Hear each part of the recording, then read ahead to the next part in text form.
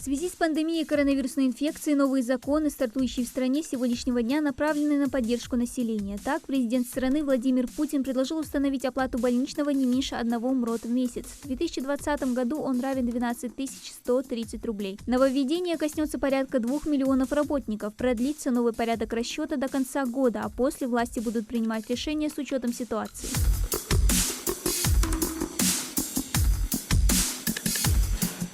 С 1 апреля максимальный размер пособия по безработице на 2020 год приравняет к МРОТ. При этом минимальная величина этой выплаты устанавливается на уровне 1500 рублей. Перемены коснутся социальных и государственных выплат. Пенсии вырастут на 6%. Так, соцпенсия увеличится на 554 рубля и размер составит порядка 9600 рублей.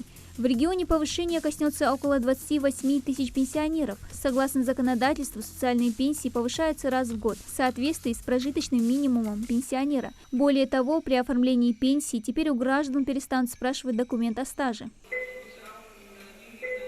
Оформить мотокапитал теперь можно будет намного проще. Как только в едином госреестре записи актов гражданского состояния появится строчка о регистрации рождения ребенка, информация об этом вместе со всеми данными о нем и родителях поступит в Пенсионный фонд России. В ведомстве проверит, существуют ли какие-либо препятствия для выдачи сертификата на мат-капитал. Если все в порядке, то сертификат незамедлительно оформят.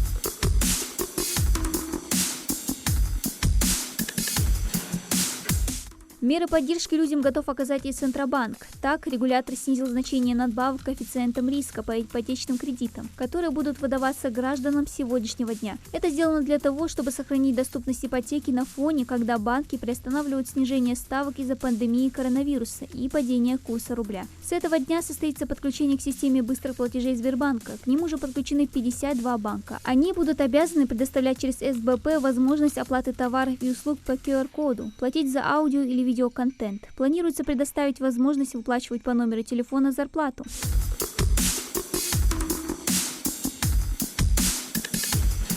Банки также начнут сообщать налоговым органам о наличии денег у клиентов и их движении на счетах, к которым привязаны электронные кошельки. Это еще одна мера к повышению контроля за различными банковскими операциями граждан. Сами налоговые органы также смогут сообщать гражданам о имеющихся у них долгах по СМС, электронной почте или другим разрешенным законом способами. При этом делать это они имеют право не чаще 1 раза в квартал из согласия налогоплательщика. С 1 апреля российскую армию пополнит порядка 135 тысяч новобранцев. Весенний призыв продлится до 15 июля. В России пройдет и добровольный эксперимент по маркировке упакованной воды. Для этого будет использоваться двухмерный код в формате Data Matrix, который наносится непосредственно на упаковку товара и содержит данные о продукте.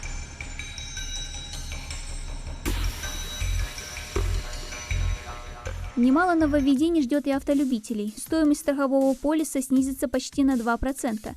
С сегодняшнего числа произойдет также автоматический перерасчет коэффициента бонус-малус, который предусматривает скидку на ОСАГО за безаварийную езду. Владельцы автобусов также будут обязаны оснастить свой транспорт приборами для регистрации скорости. Отпущенный для этого срок истекает 30 апреля 2020 года. Контролировать наличие тахографов будут сотрудники ГИБДД. Задача приборов в том, чтобы контролировать поведение водителя, не допускать его сверхурочной работы и превышения скорости и тем самым снизить число ДТП.